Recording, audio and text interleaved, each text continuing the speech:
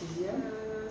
Sixième. Donc cette fois, on est sur la question de l'agriculture et de l'alimentation durable. Donc j'ai le plaisir d'accueillir Frédéric Vallée qui se présentera plus longuement, mais qui est un chercheur économiste à l'INRA, où il dirige le programme de recherche Transition en territoire de l'agriculture, l'alimentation et l'environnement. Voilà, donc on est sur un enjeu d'importance sur lequel de nombreuses collectivités métropolitaines ou pas travaillent avec les enjeux évidemment d'adaptation de l'agriculture aux enjeux de la transition socio-écologique, d'adaptation aussi des circuits d'alimentation des villes avec le souci de la traçabilité, de la qualité, qui amène bon nombre de collectivités, en particulier de grandes villes, à travailler avec des territoires périmétropolitains, ce qui est le cas de cette métropole, point sur lequel on pourra revenir. Donc le principe des conférences est le même, un propos liminaire qui permet à l'intervenant, aujourd'hui Frédéric Vallée, d'avoir le temps de dérouler son propos, et puis un temps ensuite de questions-réponses et de débats. On terminera à 20h pour respecter le format de ces conférences. Vous dire que vous pouvez nous suivre sur le site, vous avez accès aux conférences précédentes sur le site. Il y en a deux qui sont programmées d'ici la d'ici les vacances, une sur la question des inondations et de la Garonne et des inondations et de l'inondation, et une sur la question de la diversité écologique, qui interviendront. Alors à des dates qui ne sont pas tout à fait fixées, mais vous serez informés à temps. Donc vous dire que par ailleurs nous poursuivons nos travaux, et en particulier un travail de prospective qu'on a appelé la métropole toulousaine en perspective horizon, on a fixé 2050. Si vous êtes intéressé par ces travaux-là, intéressé à venir échanger avec nous, voilà, n'hésitez pas. Donc je passe la parole tout de suite à Frédéric. Merci. Merci.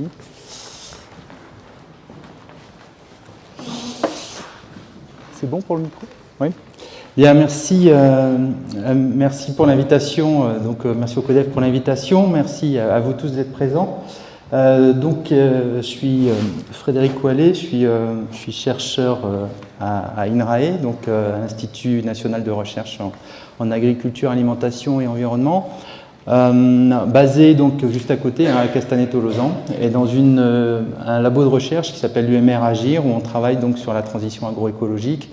Un laboratoire. Moi, je suis économiste de formation, mais c'est un laboratoire qui a la particularité d'associer à la fois des gens aux sciences sociales, des agronomes, des zootechniciens et même des ingénieurs en informatique. La commande et puis le petit voyage que je vous propose ce soir, on l'a intitulé « Vers une agriculture et une alimentation durable, quelle piste pour un territoire résilient ?» J'ai prévu un propos en accord avec le CODEF d'une petite heure, et puis après on aura le temps de débattre. En premier lieu, quand on parle du système alimentaire, on ne parle pas de quelque chose qui est monotone, bien au contraire, on parle d'un système qui est marqué par une très grande diversité. Diversité à la fois des pratiques agricoles, ici je vous en ai mis quelques-unes, allant de l'agriculture intensive jusqu'à la permaculture, en passant par l'agriculture des labels, que ce soit les labels attachés au territoire de type AOC ou les labels de type agriculture biologique. Du côté de la transformation, de l'industrie, là aussi on a une très grande diversité. On a les agro-industriels qu'on connaît tous, les grands opérateurs de type Charal pour la viande, Danone ou Nestlé pour les produits laitiers par exemple. Et puis ça va donc de ces grands opérateurs qui ont une surface mondiale pour une partie d'entre eux, jusqu'à l'artisanat de quartier, de proximité. Pour la grande distribution, on a à peu près le même grand écart avec la distribution des grandes marques internationales J'y reviendrai tout à l'heure. En France, le plus grand distributeur, c'est Monsieur Leclerc. Enfin, en tout cas, c'est le groupe qui porte son nom. Et puis, depuis maintenant un peu plus d'une vingtaine d'années, on a vu se déployer les circuits courts. Et entre deux, on a tout un panel de processus de dispositifs de mise en marché qui coexistent. Et puis enfin, sur la restauration et le contact plus direct avec les mangeurs. Là aussi, on a une espèce de grand écart avec, bien sûr, la tradition gastronomique française connue mondialement, mais aussi de plus en plus, et j'y reviendrai dans quelques minutes, des problèmes de précarité alimentaire avec un recours croissant des personnes qui ont besoin d'aller à la banque alimentaire. Et au milieu, un phénomène émergent, c'est ce qui est celui de la restauration rapide, qui prend de plus en plus de place. Pour la première fois en 2018, le chiffre d'affaires la valeur ajoutée de la restauration rapide a été supérieure à la valeur ajoutée des restaurants traditionnels en France. Donc on est sur un phénomène massif qui vient changer à la fois l'organisation économique et puis aussi la manière dont les personnes se nourrissent. Alors, n'ayez pas peur de ce schéma un peu barbare, hein, mais quand on essaye de représenter le système alimentaire, on voit très vite qu'on est sur un phénomène complexe qui doit articuler une grande pluralité d'opérateurs et une grande pluralité de facteurs qui entrent en jeu. Alors, donc ici, par exemple, vous avez les facteurs biophysiques, les facteurs techniques, les facteurs économiques, socioculturels, démographiques. Et tout ça va impacter le fonctionnement et la régulation de ce système de différentes manières. On aura l'occasion d'y revenir. Et alors ce système, il est composé de différentes familles d'opérateurs, hein, donc système de production, de distribution, de transformation, donc de mise en marché. Et donc en gros, c'est toute la filière. On a l'habitude de dire de la fourche à la fourchette, mais on a tout un chenillage d'opérateurs qui sont interdépendants et qui doivent se coordonner pour assurer le bon fonctionnement du système alimentaire. Et donc, si on essaye d'en tirer quelques enseignements, eh bien, ce qui caractérise le système alimentaire, c'est sa complexité d'abord, avec une multitude de flux et d'opérateurs qui coexistent et qui doivent se coordonner. C'est une indépendance tout le long de la chaîne, ce qui se passe au niveau des négociations entre les agriculteurs et les transformateurs va avoir nécessairement une incidence sur le prix, par exemple, qu'on va payer en tant que consommateur. C'est aussi un phénomène multi-échelle, avec des flux qui sont globalisés, des entreprises qui travaillent dans le monde entier, et à contrario, des systèmes qui fonctionnent plus localement, en proximité, donc, avec le développement des circuits courts, par exemple. Et puis c'est aussi tout un ensemble d'enjeux auxquels ces systèmes ont à répondre. Des enjeux sociaux, on va parler de questions de justice alimentaire, d'équité alimentaire par exemple, de souveraineté alimentaire, je vais y revenir dans un instant, des enjeux écologiques, est-ce que la manière dont on se nourrit et la manière dont on produit notre nourriture, c'est durable ou au contraire est-ce que ça détruit la planète, des enjeux de santé également, on va y passer un petit moment dans quelques minutes, et des enjeux économiques bien évidemment, notamment sur la répartition de la valeur ajoutée, et puis des enjeux géopolitiques. On le voit bien avec tout ce qui se passe depuis le déclenchement de la guerre en Ukraine et puis maintenant la volonté du gouvernement Trump d'augmenter les taxes sur les produits européens par exemple. Donc c'est un système complexe et en tant que système complexe, il est compliqué de le réguler. Et si on veut l'infléchir, si on a un gouvernement ou encore plus une collectivité locale, l'infléchir, c'est une gageure parce que c'est extrêmement compliqué. Alors, quelques points de vocabulaire avant de rentrer vraiment dans la description de mon propos. Des choses qu'il ne faut pas confondre, à mon avis, si on veut bien avoir les idées claires sur le fonctionnement de ce système. Première notion, c'est la notion d'autonomie alimentaire. C'est une notion qui a un peu le vent en poupe depuis quelques années. parce que l'idée c'est d'essayer de renforcer le pouvoir alimentaire et agricole des territoires. C'est un peu ce qui va nous occuper aujourd'hui. Et donc ça consiste pour un territoire à assurer la plus grande part possible de la production agricole qui va être nécessaire pour nourrir et pour bien nourrir sa population.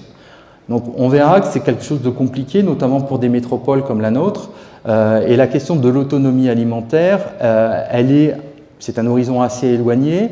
Ça peut être aussi un horizon dangereux si on allait jusqu'à l'autarcie alimentaire, parce qu'imaginons qu'on soit 100% autonome sur le plan alimentaire et qu'on ait un événement climatique majeur, ça pourrait poser de graves problèmes de pénurie alimentaire. Donc cette autonomie, elle est à rechercher pour retrouver du pouvoir sur notre alimentation, mais attention au piège du tout local qui pourrait être aussi quelque chose qui poserait des problèmes importants. Alors cette notion d'autonomie, elle est liée, mais quand même à distinguer de la notion de souveraineté alimentaire. Alors cette notion de souveraineté alimentaire, elle a réémergé à l'occasion de la crise Covid, à tel point que le ministère de l'Agriculture s'est rebaptisé ministère de l'Agriculture et de la souveraineté alimentaire. Alors cette notion de souveraineté, elle n'est pas récente pour autant, et elle consiste en fait pour un État, une collectivité locale ou une population de définir librement les politiques agricoles et alimentaires. Donc vous savez que la France s'est inscrite depuis les années 60 dans la PAC, politique agricole commune, et que forcément ce qui se passe dans notre pays en matière d'alimentation et surtout d'agriculture est influencé par cette appartenance.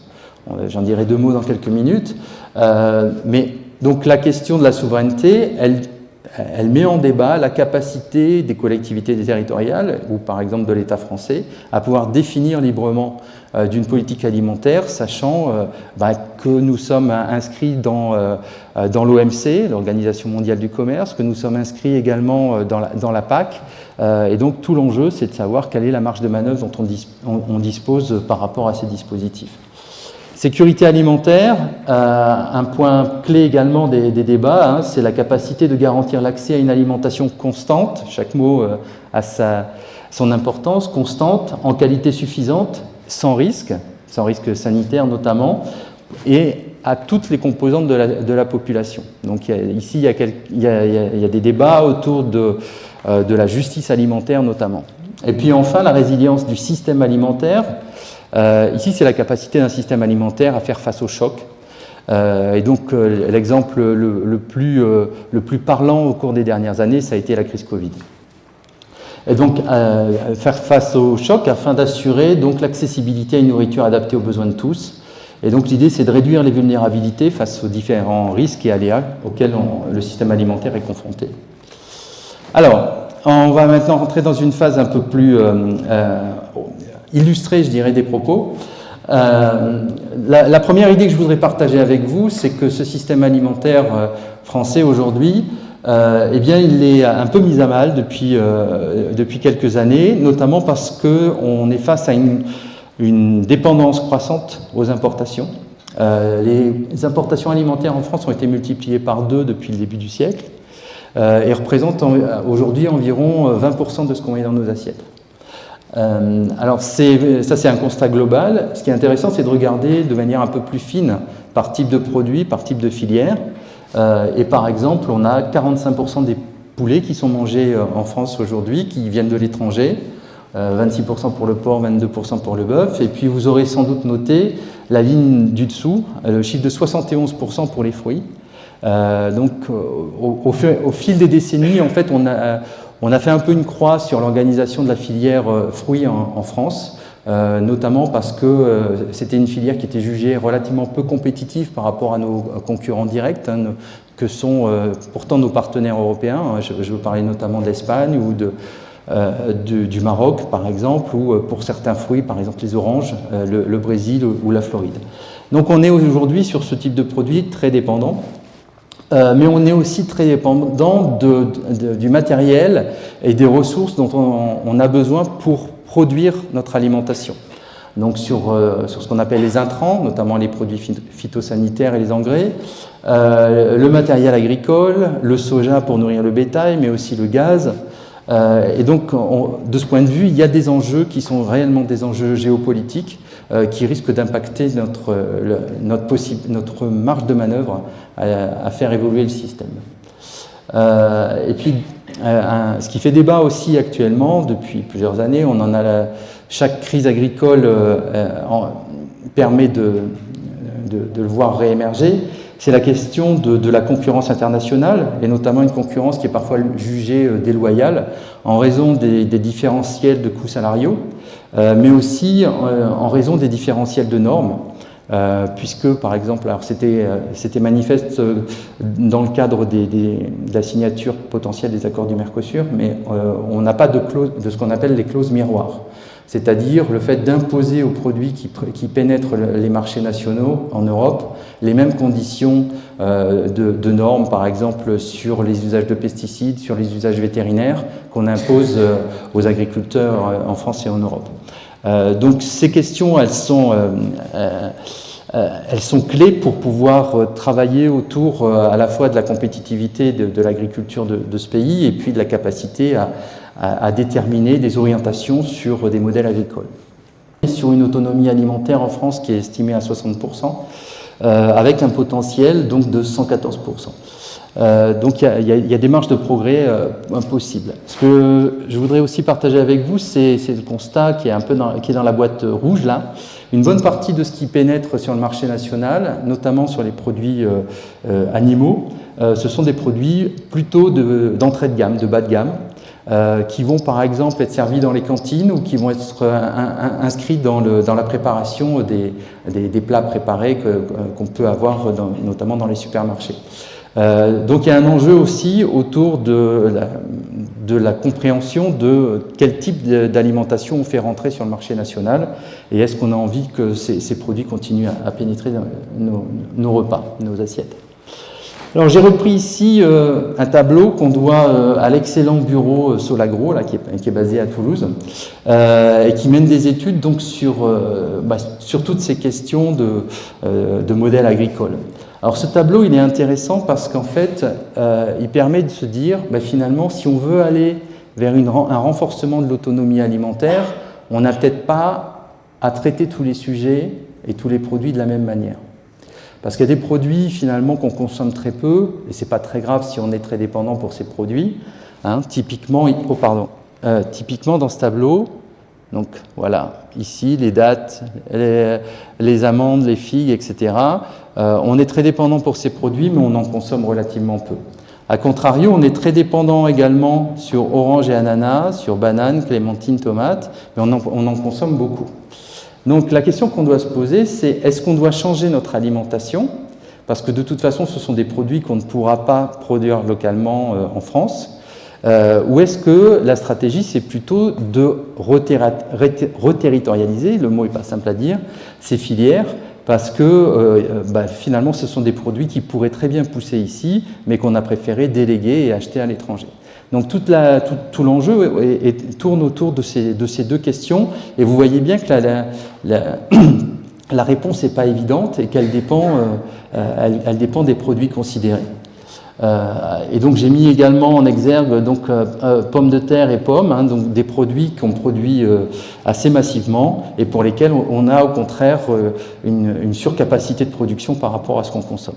Donc voilà, retenez de ce tableau le besoin d'une analyse fine en termes stratégiques pour essayer de renforcer l'autosuffisance alimentaire. Alors, d'où viennent nos produits? Avec qui on commerce? On commerce principalement avec nos partenaires européens, donc les grands pays d'Europe, que sont l'Espagne, que sont l'Allemagne, que sont la Belgique, le Royaume-Uni notamment, les Pays-Bas également. Juste pour l'anecdote, parce que c'est vraiment dans le débat actuel, vous voyez aussi qu'on commerce pas mal avec les États-Unis et qu'on leur vend beaucoup plus de produits que ce qu'ils nous vendent. Alors je disais pas plus tard que tout à l'heure les nouvelles mesures de M. Trump qui veut taxer à 200% certains produits français, notamment l'Armagnac. L'article portait sur l'Armagnac, qui est quand même un des fleurons de la gastronomie du Sud-Ouest.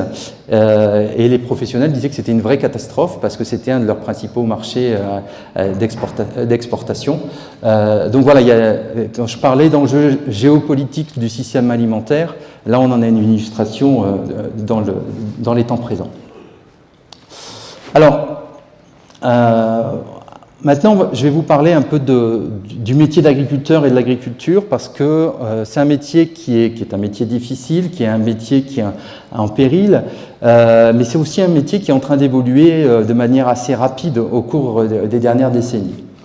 Donc, premier constat, eh bien, c'est qu'entre les deux recensements agricoles, donc entre 2010 et 2020, on a perdu un quart des fermes en France. Alors, quand on regarde dans le détail, c'est pas n'importe quelle ferme qu'on a perdue. On a surtout perdu des fermes d'élevage et puis des fermes dans le maraîchage des fruits. Donc, c'est surtout les produits animaux qui ont été impactés. Et puis, en termes de taille, eh bien, c'est surtout les petites exploitations qui ont été les micro-exploitations, 48 000 micro-exploitations au moins, alors qu'à contrario, on a les grandes exploitations qui ont eu tendance à augmenter sur la période. Donc ça veut dire quoi? Ça veut dire qu'on devient plus fragile sur certaines productions, notamment les productions animales, et que ce que je disais il y a quelques minutes sur la question des fruits a tendance la fragilité de la filière a tendance à s'accroître. Et puis on est sur un phénomène de concentration également des exploitations agricoles avec moins de petites et plus de grandes. Un des problèmes aussi, c'est un problème démographique. On en parle régulièrement, mais aujourd'hui, c'est en bas de cette diapo, on a 54% des agriculteurs qui ont plus de 50 ans. Et donc, on a l'habitude de dire de manière un peu triviale que dans 5 ans, il y a la moitié des agriculteurs qui sont en âge de partir à la retraite. Et donc, il y a un besoin de renouvellement des générations qui est très important. Et ce besoin de renouvellement, il passe forcément par l'installation de nouveaux agriculteurs. Parce que de plus en plus, on a des agriculteurs qui sont dits hors cadre familial, c'est-à-dire qui n'héritent pas de la ferme des parents. Et donc, il y a besoin d'acheter du foncier. Et c'est un gros enjeu, que ce soit le foncier bâti ou le foncier non bâti. Donc, l'accès au foncier est quelque chose de primordial pour pouvoir assurer le renouvellement des générations d'agriculteurs. Juste parce que c'est mentionné là aussi, hein, les installations concernent aujourd'hui 40%, à 40% des femmes et à 35%. Ce qu'on appelle les pluriactifs, c'est-à-dire des gens qui sont à la fois agriculteurs et qui ont une autre activité en parallèle. Alors je vous disais que le métier d'agriculteur avait tendance à évoluer. Alors il évolue de plusieurs manières, j'en ai retenu 3 là, pour cette présentation. D'abord, c'est un recours croissant au salariat. C'est-à-dire que de plus en plus, les gens qui travaillent sur les exploitations agricoles ne sont pas des membres de la famille ou des exploitants agricoles, ce sont des salariés agricoles.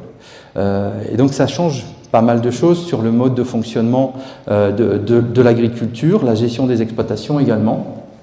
Et donc c'est un phénomène assez massif et relativement récent en réalité.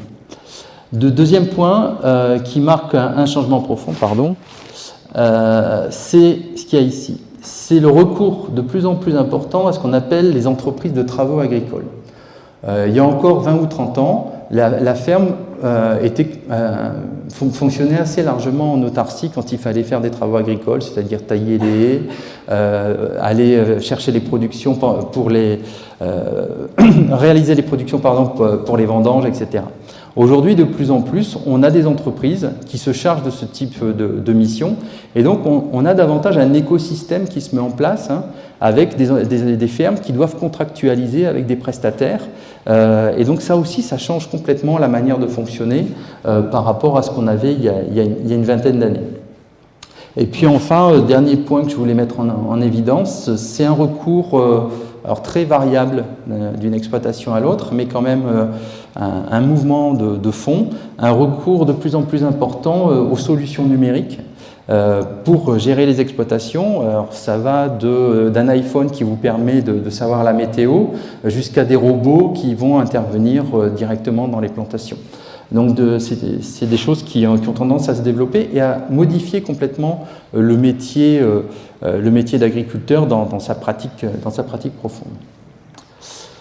Alors, autre point qui caractérise sur le plan économique et des rapports économiques le monde agricole et les systèmes alimentaires et agricoles, c'est le fonctionnement des filières.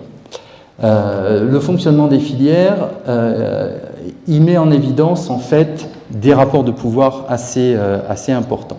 C'est ce qu'on va mettre en évidence à travers le petit sablier que vous avez au milieu de cette diapositive. Donc aujourd'hui, les derniers chiffres du recensement nous disaient qu'on avait à peu près 389 000 exploitations agricoles en France, donc encore une fois avec une baisse massive par rapport au recensement précédent. Ces exploitants agricoles produisent donc de la viande, du lait ou des produits végétaux et vont les vendre à des entreprises de la transformation alimentaire, hein, des PME de l'agro-industrie. Et donc on a à peu près 300 entreprises de l'agro-industrie qui représentent 80% du marché. Donc déjà, on a un effet d'entonnoir. Et ces entreprises elles-mêmes vont vendre leurs produits aux distributeurs. Et là, on a réellement une concentration extrêmement forte, puisque on a 6 centrales d'achat qui représentent environ 90% du marché. Ces 6 centrales d'achat, on les connaît tous, hein, c'est Leclerc, c'est Auchan, c'est Carrefour, etc. Donc vous imaginez bien qu'avec un tel resserrement, même s'il n'y a pas de collusion entre ces opérateurs, on a forcément un pouvoir de marché qui est tout à fait déséquilibré, parce que ces opérateurs vont être en mesure non seulement de fixer les prix, mais de fixer également le fait d'être mis en marché ou pas, d'apparaître dans les rayons ou pas. Ils vont orienter aussi un certain nombre de cahiers des charges qui vont être imposés aux producteurs, et d'autant plus que les travaux, notamment qu'on a menés à l'INRA, mais pas simplement, montrent une tendance à l'intégration verticale de plus en plus importante au cours des années. Par exemple, un des phénomènes majeurs des dernières décennies, c'est ce qu'on appelle les marques de distributeurs. C'est-à-dire on a des produits qui sont des produits industriels et qui appartiennent en fait à Leclerc, à Auchan ou à Carrefour. D'accord ? Et donc forcément, ils privilégient la mise en rayon de leurs produits au détriment de ce qu'ils pourraient acheter par ailleurs.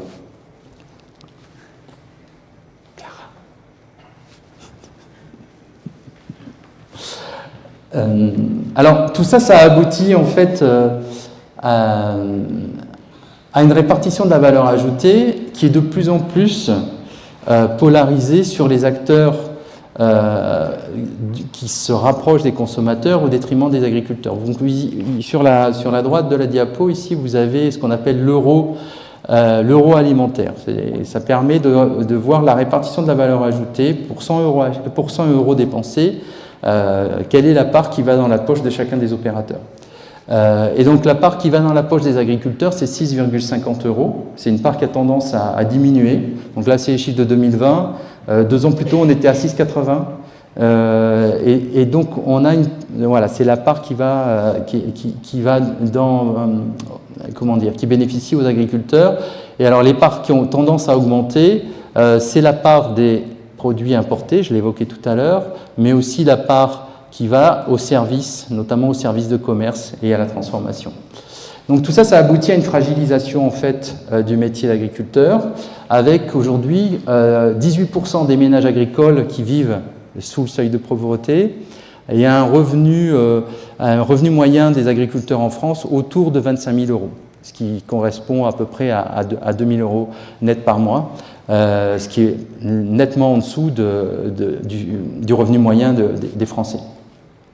Donc voilà, des rapports de force qui orientent en fait le partage de la richesse au détriment de la profession agricole. Alors ces phénomènes de pouvoir, on les retrouve aussi dans l'incapacité à changer de modèle, et notamment à changer le modèle en termes de pratiques environnementales. Alors, je vous donnerai juste cet exemple. En France, en 2008, on a eu on a pris conscience des effets néfastes des pratiques agricoles sur l'environnement. Et le gouvernement de l'époque a mis en place un plan extrêmement ambitieux, plan Éco-Phyto, qui visait à réduire par 2 l'usage des produits phytosanitaires en 2020 et à se passer totalement d'un produit considéré dangereux qui est le glyphosate. Donc ce plan a été révisé 2 fois, on a dépensé entre 7 et 800 millions d'euros pour le financer, et le bilan en 2020 c'est que la consommation de produits phytosanitaires était 10% plus élevée que ce qui était consommé en 2008. Donc on parle évidemment d'un échec de ce plan Éco-Phyto. Et que si on regarde la période la plus récente, entre 2020 et 2022, eh bien, on n'a pas d'évolution positive, puisque c'est relativement stable. L'indice de fréquence de traitement, qui est mesuré par l'outil Adonis, montre qu'en moyenne, on est passé de 2,36 à 2,37 traitements par an pour les territoires. Alors vous voyez sur la carte de droite que tous les territoires ne sont pas logés à la même enseigne. On a des territoires donc en bleu sur lesquels on a des baisses, mais vous voyez comme moi que la part de ces territoires est relativement mineure, et au contraire on a des territoires sur lesquels on a des hausses assez conséquentes, et notamment ici, donc ici c'est les territoires de production céréalière. Donc là, c'est la Beauce, c'est tous ces territoires qui sont le grenier à blé de la France. Alors, c'est cette incapacité à bifurquer, en réalité, cette incapacité à transformer fondamentalement le système agricole pour qu'il soit davantage durable et résilient. C'est un synonyme de l'influence d'un certain nombre de lobbies. Et alors, je voulais partager avec vous cette information qui date d'avant-hier, donc qui est toute fraîche. La loi Egalim de 2018 avait réussi à imposer l'interdiction, à partir du 1er janvier 2025, des contenants alimentaires en plastique dans la restauration collective. Et là, actuellement, il y a un texte qui va être mis en débat au Parlement, avec l'idée, ce qui est sous-tendu par ce texte, c'est une proposition de réautoriser le plastique dans les cantines scolaires. Et donc, voilà l'article du Monde du 11 mars qui expliquait que c'était sous pression des lobbies, et notamment des entreprises du secteur de la plasturgie, qui ont un grand intérêt à ce que leurs produits soient de nouveau autorisés dans les cantines scolaires. Donc, juste cette petite illustration pour montrer en fait tous les mécanismes économiques et sociaux et politiques bien évidemment, qui sous-tendent l'incapacité de ce système à se réformer rapidement en profondeur. Alors, un autre phénomène majeur de cette évolution du système alimentaire, c'est le phénomène de spécialisation des territoires. Donc sur la gauche de cette diapositive, vous avez une carte qui montre en fait la spécialisation en type de produits des territoires français. Donc pour bien comprendre cette carte, il faut se replonger dans la France agricole d'avant la Deuxième Guerre mondiale, qui était caractérisée un peu partout, à l'échelle des exploitations agricoles comme à l'échelle des territoires, par ce qu'on appelle la polyculture élevage. C'est-à-dire le fait d'avoir sur une exploitation ou sur un territoire à la fois des productions animales et des productions végétales, et donc tout fonctionnait comme ça, avec une diversité de productions. Le modèle qui s'est mis en place après la Deuxième Guerre mondiale avait pour but en fait d'augmenter la productivité, par la modernisation des techniques agricoles, et puis de jouer sur ce qu'on appelle les effets d'échelle, c'est-à-dire être plus rentable parce qu'on produisait en plus grand volume, à la fois à l'échelle des exploitations et puis à l'échelle des territoires. Ça a abouti à un phénomène de spécialisation des territoires. Et aujourd'hui, donc on a des territoires qui sont dominés donc en jaune par les grandes cultures. Chez nous, c'est bien connu, c'est le maïs, c'est le tournesol, c'est le soja. Vous allez dans le nord de la France, ça va être plutôt les betteraves à sucre et les pommes de terre. Au sud de Paris, ça va être le blé, etc., etc. Vous avez en violet ici les zones de production viticole qui sont donc ici le Corbière, Minervois, ici vous avez le Bordelais. Et puis alors j'attire votre attention sur l'orange ici, sur la zone orange, donc Bretagne et un petit peu des Pays de Loire, et qui produisent la quasi-totalité des porcs et des poulets qui sont consommés dans ce pays, et une bonne partie qui est exportée aussi. Donc on a eu vraiment des phénomènes de spécialisation territoriale de l'agriculture. Et donc quand on essaye de mettre en place aujourd'hui, on y reviendra en fin de propos, des projets alimentaires territoriaux qui appellent une diversification de la production agricole locale, bien sûr, ça vient battre en brèche ce modèle, et ce modèle très spécialisé et très globalisé, il ne répond pas forcément favorablement aux attentes des personnes qui sont en charge de mettre en place cette politique nourricière sur les territoires. Alors si on se spécialise, ça a un certain nombre de conséquences. D'abord, si on se spécialise, l'alimentation, elle va devoir passer d'un territoire à l'autre beaucoup plus massivement. Et donc vous avez ici, attendez, voilà, et vous avez ici l'évolution des transports routiers liés à l'alimentation en France. Donc au cours des dernières années, en rouge les camions, en bleu vous avez le train et en mauve vous avez le transport fluvial. Donc on a une explosion du transport alimentaire par camion pour un certain nombre de raisons, notamment la flexibilité logistique que ça permet. Et donc aujourd'hui, les chiffres qui se partagent, c'est que chaque tonne d'alimentation consommée en France parcourt environ 2400 km avant d'arriver dans nos assiettes. Donc ça pose des problèmes bien évidemment d'autonomie alimentaire sur les territoires, et un des chiffres qui circulent assez massivement, c'est que Paris aurait une autonomie alimentaire en produits frais d'environ 72 heures. Donc si demain on avait une grande grève, par exemple des camionneurs, comme ça a été le cas au Brésil il y a une dizaine d'années, eh bien ça poserait assez rapidement des problèmes d'approvisionnement sur un certain nombre de produits. Donc globalement, ce qu'on peut dire, si on combine ces différents constats, c'est qu'aujourd'hui on est sur une forme de distanciation multidimensionnelle dans l'agriculture.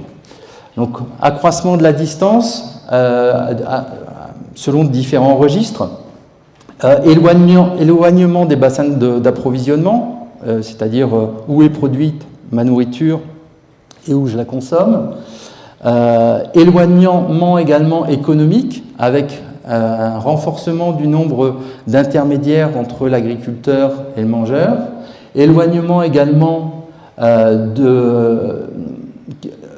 des liens entre les mangeurs qui sont de plus en plus nombreux à être des urbains et puis la production qui est rurale et périurbaine. Et puis éloignement également autour d'une forme d'incompréhension assez régulière de la réalité des enjeux alimentaires, notamment en termes d'environnement, en termes de santé.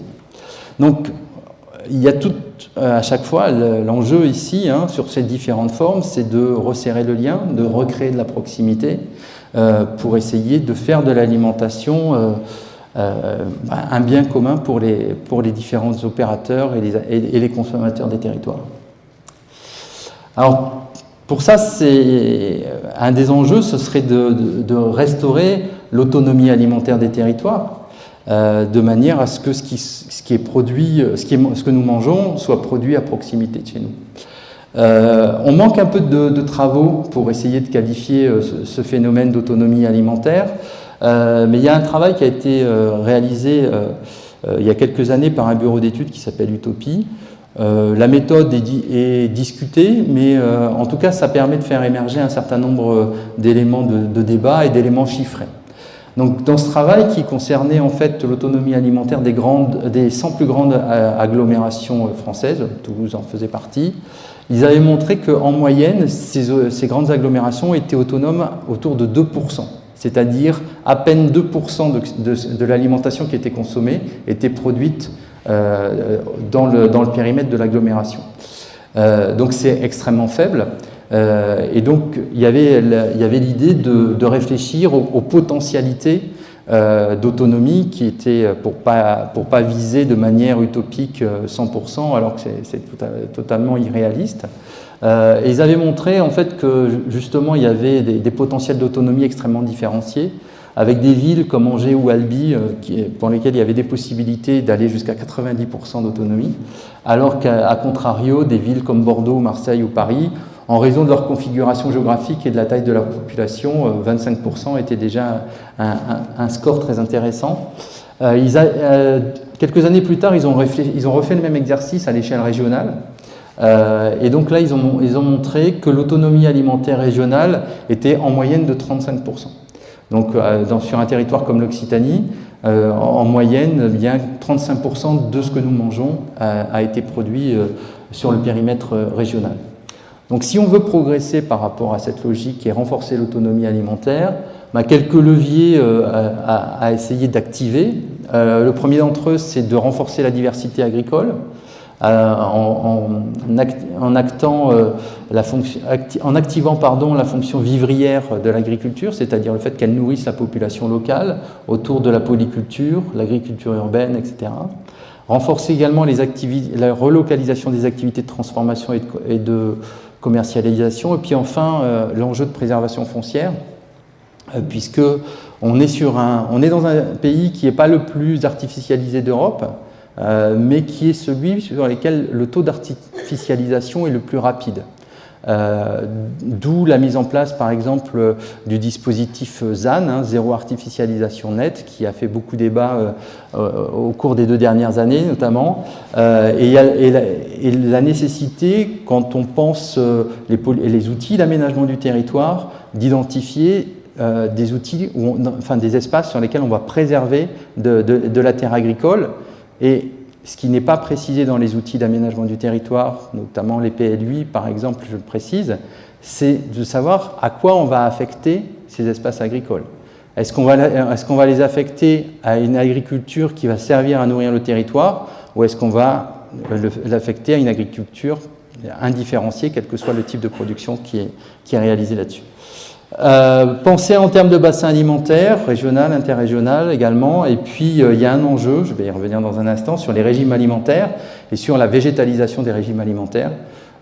Très schématiquement, moins on mange de protéines animales, plus il est aisé d'arriver à une autonomie alimentaire pour les territoires. Alors, juste à titre illustratif, je vous ai mis quelques diapos concernant Toulouse. Donc la surface agricole utile par habitant aujourd'hui elle est de 120 mètres carrés. Par rapport à notre régime alimentaire actuel et la taille de la population, il faudrait 4000 mètres carrés. Donc voilà, on est un peu loin du compte. On a un rythme d'artificialisation qui est de 7%. Et puis au niveau des exploitations agricoles, donc cet outil donc, qui est l'interface cratère, dénombrait 340 exploitations qui sont en moyenne de 32 hectares. Pour vous donner un comparatif, la taille moyenne d'une exploitation en France aujourd'hui est de 69 hectares. Donc sur l'agglomération, on a plutôt des petites exploitations. Autre chiffre intéressant, donc l'adéquation entre production et consommation. Donc 4% de la consommation actuelle pourrait en théorie être couvert par la production locale. Donc on est très loin des 100% et d'autonomie alimentaire. Et alors voilà, ici, la production actuelle, ça représente 9500 hectares et la consommation, ça représente 216 000 hectares. Donc ça, c'est le décalage entre production à Toulouse et consommation alimentaire des Toulousains. Donc on a des différences assez conséquentes pour arriver à l'autonomie alimentaire si c'était un objectif poursuivi. Alors voilà pour ce bilan un peu général du système alimentaire, mais plutôt du côté organisation de l'offre. J'en viens maintenant à la deuxième partie de l'exposé qui concerne en fait la manière dont on se nourrit et l'influence de nos modes d'alimentation à la fois sur les écosystèmes et sur notre santé. Donc la manière dont on se nourrit a considérablement évolué au cours des dernières décennies, à la fois sur une question clé qui est le lieu dans lequel on fait nos achats alimentaires. Dans les années 80, la grande distribution représentait à peu près 28% des achats. On est aujourd'hui de manière relativement stable à 2/3. Hein, là, les chiffres de 2018, on était à 64,5%. Ça fait plusieurs années qu'on est voilà, entre 62, 65, 66. Donc c'est en gros 2/3 de notre consommation alimentaire qui est faite auprès des grandes surfaces et des enseignes de la grande distribution. Une autre évolution majeure aussi, c'est la part de notre revenu qu'on accepte de dédier à l'alimentation. Elle a été divisée par plus de 2 depuis les années 60, puisque à l'époque, ça représentait 35% du budget des ménages. On est aujourd'hui à 14%. Alors, on est tous confrontés à des phénomènes d'inflation alimentaire, on l'a vu encore au cours des dernières années. Mais ce qui est vrai aussi, c'est qu'on a accepté de payer et on a voulu payer moins cher notre alimentation et que ça représente un poids mineur dans notre budget par rapport à ce qu'il était dans le budget des générations précédentes. Et puis dernière idée de cette diapo, c'est la montée de la consommation hors domicile. Ça représente aujourd'hui 14% des repas principaux, 6% des petits déjeuners. Alors ce qu'il y a derrière, ça pourrait paraître anodin, mais ça ne l'est pas du tout en fait. Puisque c'est une forme de délégation de nos repas à d'autres. Donc on passe moins de temps en cuisine, on achète de plus en plus de produits préparés ou de produits qu'on va consommer à l'extérieur, sur lesquels on a une connaissance qui est relativement modeste par rapport à leur composition et à la manière dont ils ont été fabriqués. Donc ça fonctionne sur la confiance, pour une bonne part, ou sur l'acceptation d'une incertitude quant au contenu de nos assiettes. Et donc ça, c'est pas du tout neutre comme phénomène, et on va voir que ça peut avoir des conséquences sur la manière dont sur l'impact de notre alimentation sur notre santé notamment. Alors notre alimentation justement, comment elle a tourné au cours des dernières décennies. Eh bien, si on regarde les produits, un constat général, c'est que les protéines animales ont pris le pouvoir. Elles ont pris le pouvoir à travers différents types de consommation qui ont littéralement explosé.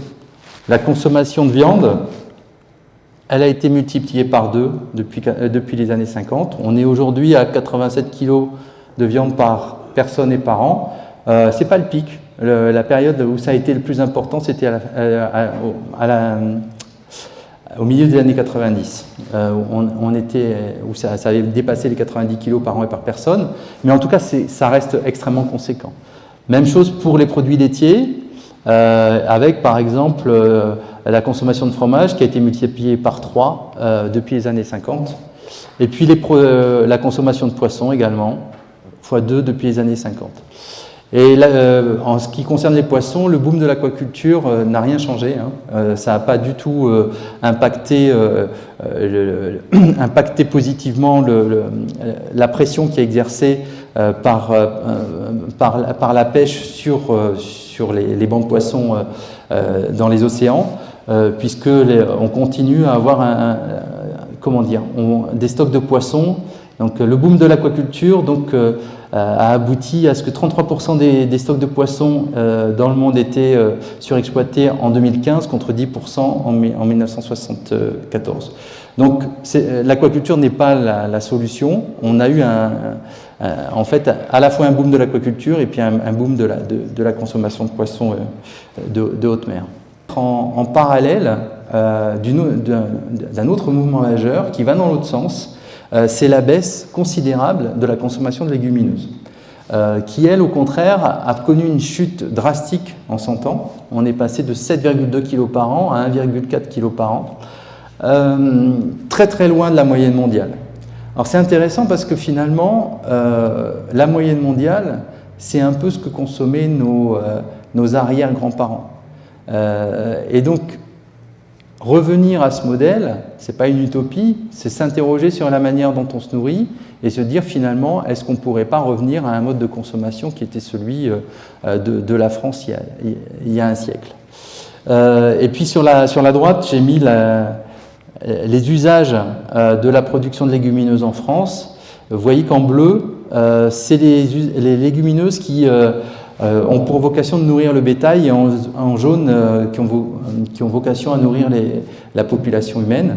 Et on voit bien que pour l'essentiel, les légumineuses produites en France nourrissent les animaux. Et autre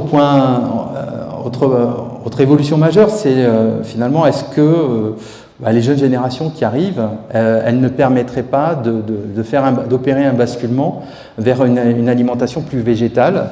Alors oui, on a une tendance de ce type, hein, avec un doublement de cette population, de la population végétarienne parmi les 18-35 ans. Mais au total, ça reste quand même relativement modeste, puisqu'on ne dépasse pas les 12% de la population concernée. Enfin, dernier constat sur l'évolution de notre alimentation, c'est la place de plus en plus importante qui est prise par ce qu'on appelle les AUT, c'est-à-dire les aliments ultra transformés. Alors, qu'est-ce que c'est ce machin? En fait, on a une classification dite NOVA, qui est une classification internationale, hein, qui, avec 4 familles de produits, les aliments frais, les ingrédients, dans lesquels, par exemple, on va retrouver l'huile d'olive, les aliments transformés, dans lesquels, par exemple, on va retrouver le pain, et puis les ultra transformés, dans lesquels on va retrouver les bonbons, les chips, un certain nombre de céréales pour les enfants, etc. Et donc, ces aliments ultra transformés, je vous ai mis là un peu pour la blague, mais ils sont relativement faciles à reconnaître, parce que si on a plus de 5 ingrédients, il y a 75% de chances que ce soit un aliment ultra transformé. Alors, c'est des aliments qu'on retrouve de manière de plus en plus massive dans notre alimentation, et notamment dans tout ce qui est produits préparés qu'on va retrouver dans les grandes surfaces notamment. Il pose problème parce qu'en réalité, outre la trituration des molécules qui en fait des molécules pauvres pour l'alimentation humaine, mais en plus, elles sont génératrices, ces préparations, d'un certain nombre d'ajouts, et notamment 90% du sucre ajouté provient de ce type d'aliments, et y compris, et ça a été une surprise quand on a travaillé là-dessus, y compris des produits bio-industriels, d'accord, qui, pour près de 50% d'entre eux, sont considérés comme des AUT. Un certain nombre par exemple, des steaks végétaux, des choses comme ça, qui rentrent dans cette catégorie. Alors, toute cette évolution du régime alimentaire, elle a un impact direct sur la santé. Donc, on a un enjeu majeur sur le phénomène, sur le lien entre alimentation et santé dans ce pays. Quelques éléments chiffrés, notamment le fait qu'on assiste à un doublement de la population en situation d'obésité depuis la fin des années 90. On est aujourd'hui à 17% de la population, et cette évolution marque notamment, elle est notamment sensible chez les 18-24 ans. Donc vous voyez un peu que d'un côté, on a une population qui est plus végétarienne que ses prédécesseuses. Prédécesseuses, oui, ça dit. Et puis d'un autre côté, on a la même génération et davantage en situation d'obésité. Donc on ne peut pas considérer les effets générationnels du coup sont assez difficiles à qualifier, et on a plutôt une segmentation en fait de ces populations en termes de mangeurs. Les effets négatifs de cette alimentation sur la santé, elles sont pluriels. Par exemple, on a 20 à 25% des cancers qui sont attribuables à des facteurs nutritionnels, et d'autres types de maladies. Vous les avez ici en bas de cette diapo. J'ai perdu, voilà. Donc, polyarthrite, maladie de Crohn, Parkinson, Alzheimer. En fonction des catégories d'âge, on a des effets négatifs de certaines formes d'alimentation sur la santé qui sont aujourd'hui clairement renseignés par les littératures scientifiques. L'autre problème de notre système alimentaire et de la manière dont on se nourrit, c'est l'impact de ce système sur l'environnement. Donc sur la consommation d'eau, mais aussi sur la biodiversité. Alors ici au centre, vous avez l'évolution des populations d'oiseaux, qu'on a l'habitude de caractériser comme un très bon marqueur de la biodiversité. En vert, c'est dans les zones boisées, forestières, en bleu dans les zones urbaines, et en rouge dans les zones agricoles. Et on voit bien que la baisse de la biodiversité au niveau des populations d'oiseaux, elle est le type d'espace sur lequel elle est le plus marquée depuis maintenant une trentaine d'années, c'est sur les espaces agricoles. Notamment, c'est lié en fait à l'évolution des milieux naturels de ces populations, hein. Donc arrachage des haies, appauvrissement des sols qui limitent leur alimentation, présence de produits phytosanitaires, etc. Alors, donc cette alimentation, elle impacte très durement l'environnement, à la fois sur les pratiques agricoles, et donc notre alimentation représente aujourd'hui à peu près un quart de l'empreinte carbone des ménages français, mais aussi au niveau de ce qu'on va jeter comme nourriture, puisque, juste un chiffre pour fixer les idées, on a à peu près 150 kg par an et par personne d'alimentation qui sont jetés, qui représentent du gaspillage alimentaire. Alors pas simplement, bien sûr, sortant de nos frigos, hein, c'est surtout quand on prend en compte toute la filière de production, mais malgré tout, c'est assez vertigineux. Autre point que je vous avais dit qu'on allait aborder, c'est la question de la précarité alimentaire.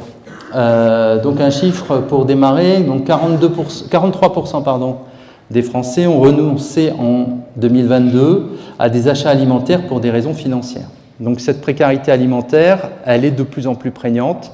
On a une multiplication par 3 entre 2011 et 2022 du nombre de personnes accueillies à la banque alimentaire, et avec une évolution des profils et un renforcement des dépendances. Des profils qui aujourd'hui sont certes principalement des populations sans emploi, mais aussi des étudiants, des personnes diplômées, des travailleurs pauvres, des personnes âgées, et des bénéficiaires donc, qui, pour 58% d'entre eux, viennent au moins une fois par semaine à l'aide alimentaire. Tout ça est assez impressionnant, et encore, on estime, et notamment des travaux qui ont été faits par les collègues d'INRA et Bordeaux, qu'on a 4 fois moins d'utilisateurs de l'aide alimentaire que de personnes qui pourraient en avoir besoin et qui rentreraient dans les critères d'obtention de l'aide alimentaire. Donc on est sur un système qui a tendance à s'épuiser en matière d'aide alimentaire et qui ne parvient pas à endiguer ce phénomène de masse. Et donc des expérimentations pour essayer d'améliorer de régler ce problème sont en cours, hein, et notamment des expérimentations sur des caisses locales de l'alimentation visant peut-être un jour à élaborer un système de sécurité sociale alimentaire à l'échelle de la France. On pourrait y revenir dans le débat si vous voulez. Cette question de la précarité alimentaire, c'est un enjeu économique, un enjeu social, mais c'est aussi un enjeu de santé, puisque les travaux qui ont été menés montrent une corrélation assez nette entre niveau de revenu et taux d'obésité. Et donc, plus les revenus sont élevés, plus on a une consommation de produits frais, de fruits et légumes importante, et plus les revenus sont faibles, plus on a un taux de population en obésité qui est important. Donc, cette question de la précarité alimentaire, c'est aussi une question de la précarité économique tout court qui convient d'essayer de régler.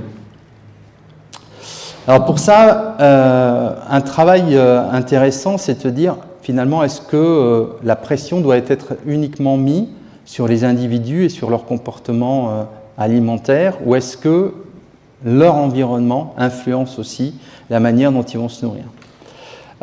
Et pour ça, on parle de paysage alimentaire. Pour caractériser ce paysage alimentaire, je vous invite à découvrir 3 notions. La notion de désert, de marécage et de mirage alimentaire. Le désert alimentaire, c'est des secteurs géographiques où l'accès en aliments sains est limité. C'est-à-dire que si on veut acheter un fruit ou une salade, on va devoir faire 500 mètres, 1 km, 2 km pour pouvoir les trouver parce qu'autour de nous, il n'y a pas d'offre alimentaire. Le marécage alimentaire, c'est des paysages sur lesquels on a de l'alimentation de proximité, mais c'est essentiellement de l'alimentation de mauvaise qualité pour la santé, des fast-foods, des kebabs, ce type d'offres. Et puis enfin, les mirages alimentaires, c'est quand vous avez à proximité une alimentation de qualité, mais que son prix est trop élevé pour pouvoir l'acheter. Et alors, ça peut paraître abstrait comme ça, mais je vous donne une illustration de ce qu'ont fait les collègues de l'INRAE Montpellier pour essayer de qualifier la situation montpelliéraine.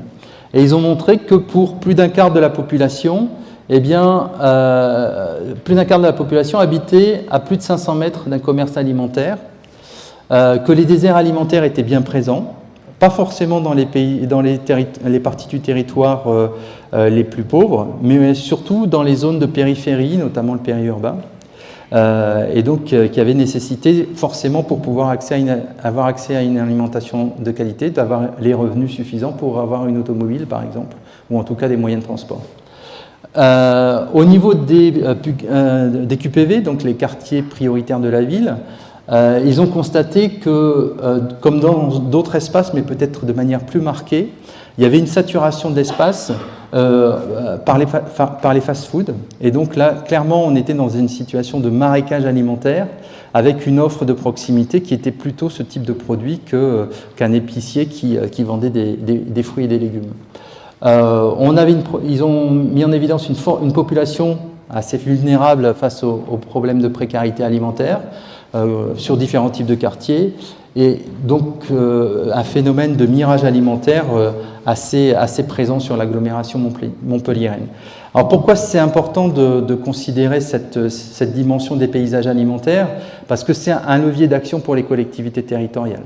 Il y a la possibilité de travailler sur l'amélioration de l'offre de proximité de manière à pouvoir mettre dans les périmètres de vie des familles des paysages alimentaires qui améliorent un accès à une alimentation de qualité et bonne pour la santé.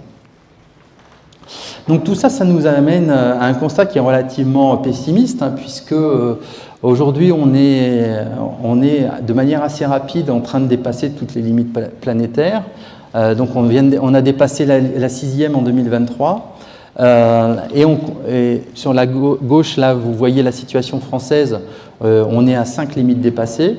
Et on constate que le système alimentaire tel qu'il fonctionne aujourd'hui, il ne pourrait nourrir durablement que 3,4 milliards d'individus. Donc on a un système alimentaire qui n'est pas durable, à la fois sur la manière dont on produit et sur ce qu'on mange. Donc il y a nécessité d'opérer une mutation pour le rendre plus résilient, et c'est ce qu'on va essayer de voir maintenant. Avant, peut-être cette information qui est issue d'une publication de la FAO d'il y a un an ou deux, et qui montrait à l'échelle mondiale, et puis on a donc des chiffres aussi pour la France, l'existence de coûts cachés de notre alimentation. Donc si il y a un gros travail conceptuel et de base de données qui a été fait pour montrer qu'en fait, si on intégrait les externalités négatives de notre alimentation à la fois sur les paysages et au niveau de notre santé, eh bien notre alimentation coûterait 2 fois plus cher, soit 170 milliards d'euros. Et donc, on le paye d'une manière ou d'une autre. Si quand on met en place une politique environnementale et qu'il faut financer par l'action de tel et tel ministère ou de tel et tel conseil régional pour pouvoir remettre des haies, pour pouvoir dépolluer l'eau, etc. Quand on a une politique de santé qui doit prendre en charge un nombre croissant de personnes touchées des maladies que j'évoquais tout à l'heure, forcément on le paye. Mais on le paye indirectement. Et donc tout l'enjeu, c'est de parvenir à réduire ce coût en faisant évoluer les pratiques. Alors pour ça, se met en place une réflexion collective à l'échelle mondiale, mais j'ai appris ce matin que c'était aussi une entrée qui était désormais portée par la politique alimentaire de la métropole de Toulouse. C'est une entrée conceptuelle qui s'appelle santé unique ou One Health ou santé globale selon les rapports, et qui essaye de montrer qu'en fait il y a des interdépendances entre les différents systèmes, entre la santé humaine, la santé animale, la santé des écosystèmes et la santé globale. Donc de la planète dans son ensemble. Et donc on ne peut pas penser la santé humaine sans penser les autres espaces de santé. et on ne peut pas penser les pratiques agricoles sans voir l'impact de ces pratiques sur la santé humaine. Et donc, il y a nécessité de penser de manière plus systémique des interdépendances entre ces différents aspects. Et pour être un peu schématique, voire caricatural, ce qui a été montré par un certain nombre de chercheurs, notamment des collègues d'INRAE, c'est que la manière dont on va nourrir les vaches va avoir une influence directe sur notre microbiote intestinal. Et donc c'est autour de ça qu'il y a des progrès qu'on essaye de porter. Alors, l'idée c'est de renforcer la résilience des territoires, la résilience alimentaire des territoires, et on va maintenant aller vers l'énoncé des solutions envisageables. Donc peut-être un point de concept autour de cette notion de résilience, parce que c'est quand même une idée clé dont on parle de plus en plus, y compris dans les médias. Donc cette notion de résilience, en fait, aujourd'hui, il y a un consensus autour de son découpage analytique en quatre dimensions. Donc la résilience, c'est la capacité à résister face à un choc. Ça va être aussi la capacité à résorber ce choc, c'est-à-dire à être moins, à être moins impacté par ce choc. La capacité à recouvrer, c'est-à-dire à retrouver la situation initiale au choc. Et puis l'idée qui est assez intéressante et peut-être plus neuve, c'est que la résilience, c'est aussi la capacité à évoluer, c'est-à-dire la capacité à apprendre de ces chocs et à rendre ces systèmes alimentaires moins vulnérables face aux crises, face aux chocs. Alors, bien sûr, quand on parle de résilience, automatiquement, on a une référence mentale qui est liée à la crise Covid. Et la première question qu'on peut se poser, c'est que nous a appris la crise Covid ? Alors, la crise Covid, elle nous a appris en fait que nos systèmes alimentaires étaient aujourd'hui relativement fragiles, mais plutôt en termes d'approvisionnement et donc de logistique que de capacité à nourrir réellement la population. Les rayons vides qu'on a pu trouver dans certaines épiceries ou certains supermarchés étaient principalement liés à des problématiques de logistique, bien plus que par manque de produits alimentaires disponibles. Et donc, aller vers une plus grande résilience, c'est à la fois combiner des actions préventives face au risque de crise et réactives pour essayer de répondre à cette crise.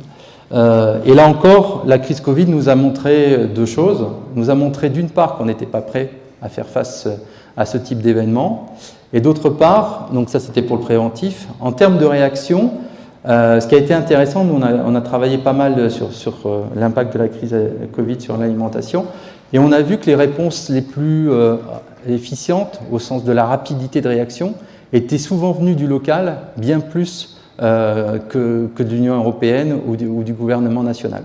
Et notamment, un des enseignements, ça a été la capacité des CCAS, donc des centres d'action sociale, et des réseaux locaux à s'organiser en urgence pour apporter des réponses à la crise, notamment pour les populations les plus démunies.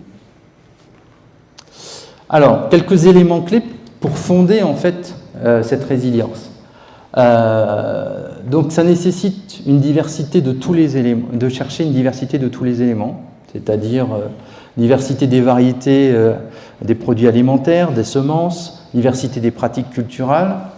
Ça nécessite également de renforcer la cohésion entre les acteurs, c'est-à-dire ne pas être en concurrence, mais se tourner collectivement vers un objectif en matière de fonctionnement efficace du système alimentaire. Une redondance des maillons essentiels, c'est-à-dire ne pas laisser toute notre alimentation entre les mains d'un ou deux opérateurs, mais avoir des chemins de traverse et de complémentarité. Une modularité et une connectivité entre les unités, c'est-à-dire une efficacité entre les différentes composantes du système alimentaire.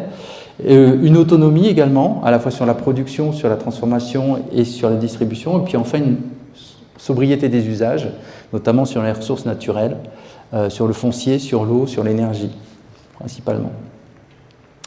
Et donc tout ça, ça doit nous amener brièvement, parce que ça prendrait au moins 10 minutes de présenter ce schéma, on pourrait y revenir tout à l'heure si vous le souhaitez, mais ça doit nous amener à des systèmes alimentaires plus basés sur les pratiques écologiques et qui prennent en compte donc les interactions entre les différents chaînons du système alimentaire, production agricole, transport, stockage, transformation, transport, consommation et valorisation, sans oublier la valorisation des déchets.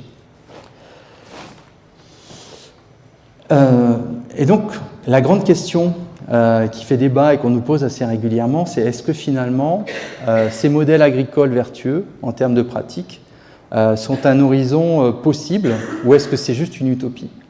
Autrement dit, est-ce qu'on pourrait avoir un système agroécologique répondant à nos besoins alimentaires? Est-ce que c'est possible et à quelle échéance? Pour répondre à cette question, il y a eu plusieurs travaux qui ont été de prospective qui ont été menés. L'un des plus intéressants, à mon sens, c'est le scénario TIFA, qui a réfléchi à la possibilité d'une agriculture agroécologique à l'échelle européenne à horizon 2050. Cette perspective, elle exige un certain nombre d'évolutions dans les pratiques agricoles et dans nos comportements alimentaires. Ça ne sera, alors ici vous avez la situation de base en 2010 et ici vous avez la projection en 2050 de ce qu'il faudrait obtenir pour avoir un système agroécologique. Ça appelle en fait le passage de l'usage de pesticides à l'usage d'auxiliaires de culture, hein, c'est donc notamment des solutions de préservation des cultures fondées sur le vivant. Ça permettrait en fait de voir baisser les gaz à effet de serre de 40%, ça entraînerait une baisse des productions végétales de 30%, mais c'est pas grave, parce qu'en fait une bonne partie de ces productions végétales est destinée à l'alimentation pour le bétail. Et donc ce scénario nécessiterait en fait une division quasiment par deux de notre consommation en protéines animales. Donc à cette condition, en fait, on pourrait avoir un modèle agroécologique qui serait durable, qui permettrait de nourrir toute la population européenne avec des effets beaucoup moindres sur l'environnement et sur notre santé. Et donc ça appellerait donc une baisse de la consommation animale avec des exportations qui baisseraient mais qui seraient moindres en matière quantitative et meilleures en matière qualitative. Donc voilà, donc c'est possible, mais avec une révolution à la fois au niveau des pratiques agricoles et des pratiques alimentaires. Alors, dernière partie de cet exposé, c'est le mouvement en faveur de la reterritorialisation de l'alimentation. Donc, les différentes... Aujourd'hui, le philosophe Edgar Morin parle d'un moment de polycrise, j'aime bien le terme. C'est une articulation, une composition, une concomitance de crises qui sont des crises environnementales, sanitaires, agricoles, socio-économiques, qui fragilisent en fait le système alimentaire et par rapport auxquelles la population appelle des réponses, attend des réponses. Alors ces réponses, elles sont multiples, hein. Ce sont des recherches d'une alimentation de qualité et saine, des recherches de proximité, et donc l'idée que si on mange du local, ça peut être mieux pour le lien social et mieux pour notre santé, et l'économie locale également, et puis une réponse en termes de citoyenneté, c'est-à-dire gagner en choix, en liberté de choix, quant à ce qu'on met dans notre assiette.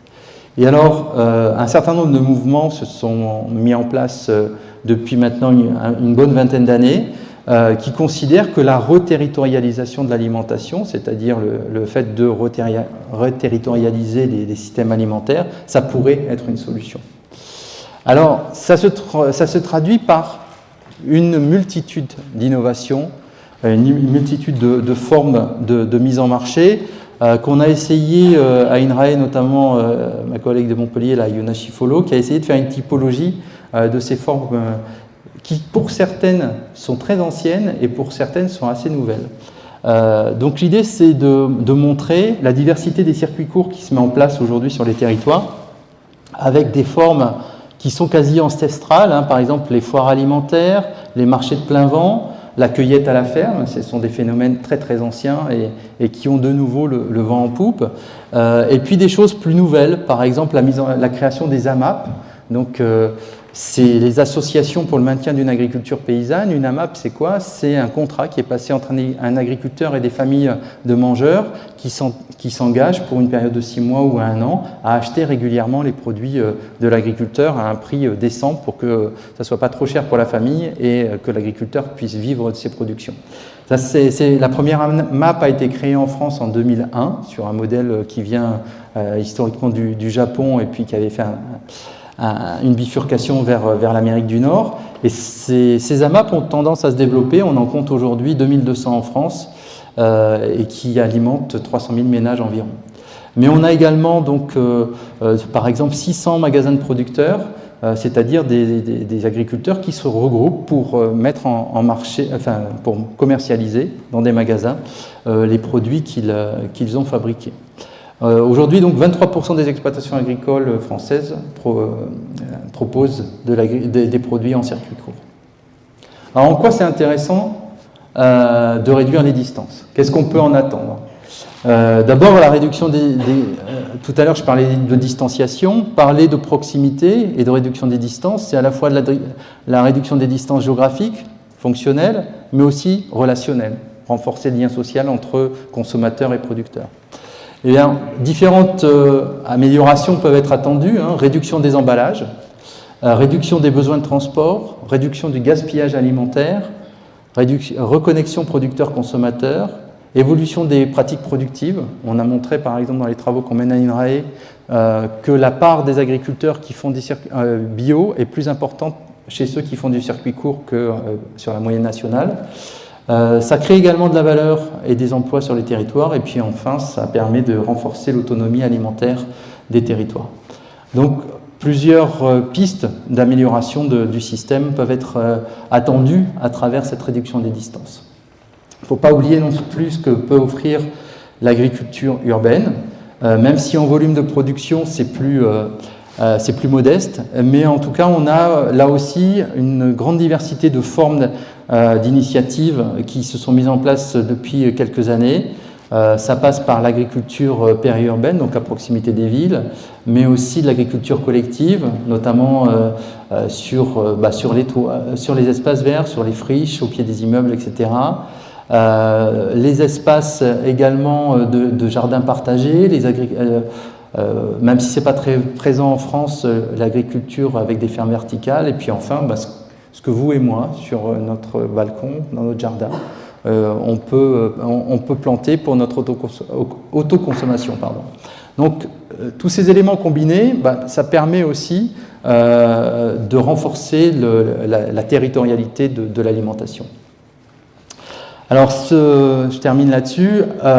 Ce mouvement, qui est assez largement issu d'initiatives citoyennes et de certains opérateurs économiques, notamment les agriculteurs, il a trouvé un relais à travers l'action des collectivités territoriales avec un outil particulier qui a été mis en place depuis 2014 qui s'appelle le PAT, le projet alimentaire territorial.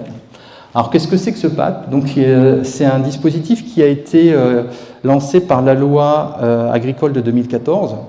Il a été inscrit comme un des dispositifs dans cette loi. Et il a vocation, en fait, ce dispositif, à essayer de renforcer les collaborations des différentes familles d'acteurs sur les territoires autour de la définition et de la mise en place d'un projet alimentaire territorial. Donc ce n'est pas imposé par l'État, c'est sur la base du volontariat et de la démarche collective et concertée à l'échelle des territoires. Et puis l'idée, c'est de définir une stratégie commune autour de l'alimentation. Donc aujourd'hui, on compte en France 454 PAT, dont plus 11 qui viennent d'être labellisés là, au mois de février. J'ai regardé tout à l'heure, parmi les 11, il n'y en a qu'un en Occitanie. Il est dans les Cévennes, au niveau du Montégoal. Et alors ces PAT sont principalement portés par les collectivités territoriales, les EPCI, donc communautés de communes, agglomérations, métropoles, etc. De quoi sont composées ces pâtes? Il s'agit de développer une alimentation de qualité, de proximité, soutenir l'installation et la diversification en agriculture, lutter contre le gaspillage, favoriser l'accès à une alimentation de qualité pour tous, promouvoir l'agriculture et la qualité agroécologique, les circuits courts, assurer des débouchés locaux et puis des actions qui visent aussi à informer, à éduquer la population aux enjeux alimentaires. Donc ici, brièvement, les pâtes d'Occitanie. Donc vous voyez qu'il y en a différents types. On pourra revenir là-dessus dans la discussion si cet aspect vous intéresse.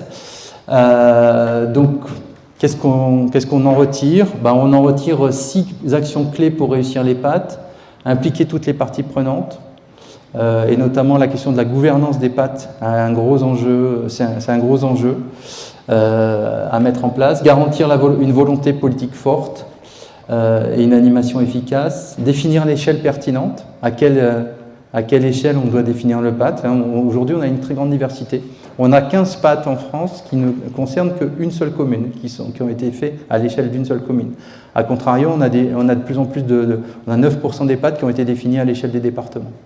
Donc voilà, quelle est l'échelle pertinente à laquelle établir ce pâte? Intégrer une démarche, mettre en place une démarche intégrée, établir un suivi de projet, puis articuler, ce point est assez fondamental, articuler cette politique nouvelle avec d'autres dispositifs que sont le PCE-AET pour l'environnement, les SCOT pour l'aménagement de l'espace, etc. Et donc voilà quelques clés de réussite. Et puis je terminerai par la dernière diapo autour de la présentation du PAT toulousain, qui a été appelé PAM, un projet agricole et alimentaire de la métropole toulousaine, qui structure en fait 34 partenaires engagés autour de 4 objectifs. Et ces objectifs sont déclinés en 80 actions. Le premier, c'est un capital à préserver pour soutenir la production locale et l'installation agricole. Donc on est vraiment sur des enjeux d'installation que j'ai évoqués en début de propos. Accompagner la restauration collective, notamment vers plus d'agriculture biologique, de produits biologiques et une réduction du gaspillage. Structurer les filières locales avec notamment un soutien du mine, le grand marché, donc le marché d'intérêt national qui est à Toulouse, mais aussi des questions autour de la promotion des légumineuses et du partenariat avec d'autres territoires susceptibles d'approvisionner Toulouse, à travers des contrats de réciprocité, et enfin sensibiliser la population à une alimentation saine et durable. Notamment avec, par exemple, les tiers-lieux nourriciers qui sont présents à Toulouse. Il y a la ferme Éden au nord de Toulouse qui propose des formations et de l'éducation à l'alimentation durable. Voilà, je m'arrête là. Je vous remercie pour votre attention. Et puis, si vous avez des questions, elles sont bienvenues. Merci.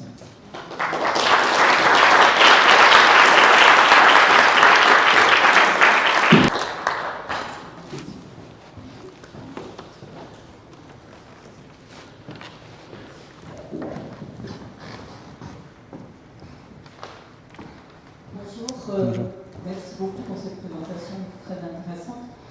Je me posais la question de l'influence du changement climatique dans l'autonomie et la sécurité alimentaire. Et notamment, je pensais à la planche où vous projetiez en 2050 le fait de se nourrir en agroécologie. Comment est-ce que c'est impacté ou pas par le changement climatique? Alors c'est fortement impacté en réalité parce qu'on sait qu'il y a alors déjà il y a un phénomène qui est déjà présent aujourd'hui, c'est la stagnation voire la baisse des rendements agricoles qu'on constate depuis un certain nombre d'années et qui devrait encore s'accentuer avec le changement climatique. C'est-à-dire que la productivité à l'hectare qui était celle des années 90, elle a déjà baissé, elle devrait encore baisser. Notamment en raison des aléas climatiques de plus en plus importants. Pour répondre à votre question, en fait, il y a deux axes à regarder. Il y a le fait que les variétés qui sont aujourd'hui utilisées risquent de ne plus être efficaces dans l'avenir en raison des problématiques liées aux ressources en eau, à l'évolution également de la température qui fait que certaines variétés ne vont plus pousser ou vont être beaucoup moins productives que par le passé.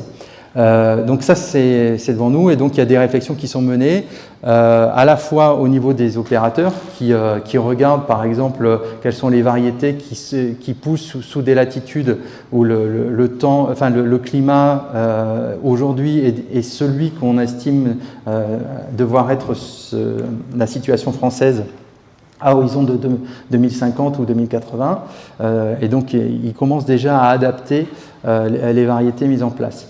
Nous, par exemple, à INRAE, il y a un certain nombre de projets de recherche qui font du travail sur la génétique des plantes pour essayer aussi d'améliorer la génétique des plantes afin de la rendre plus résistante aux évolutions climatiques. Donc, oui, c'est pris en compte. Il est compliqué aujourd'hui d'avoir une estimation extrêmement fiable de comment ça va très précisément impacter notre alimentation, mais ce qui est sûr, c'est, encore une fois, les rendements ne seront plus aussi élevés. On va devoir faire évoluer à la fois les pratiques et les variétés qu'on utilise pour pouvoir se prémunir alors à la fois du réchauffement climatique et puis aussi des aléas qui vont être de plus en plus imprévisibles et de plus en plus importants. Par exemple, si on prend ce qui s'est passé à La Réunion là, il y a une dizaine de jours, bien évidemment, ça impacte les cultures qu'on va pouvoir mettre en marché dans les prochaines semaines ou les prochains mois. Oui. Donc ça joue, et donc il faut essayer de l'intégrer dans les modèles, à la fois les modèles scientifiques de prévision et puis aussi les modèles techniques qui sont mis en œuvre par les agriculteurs. Oui.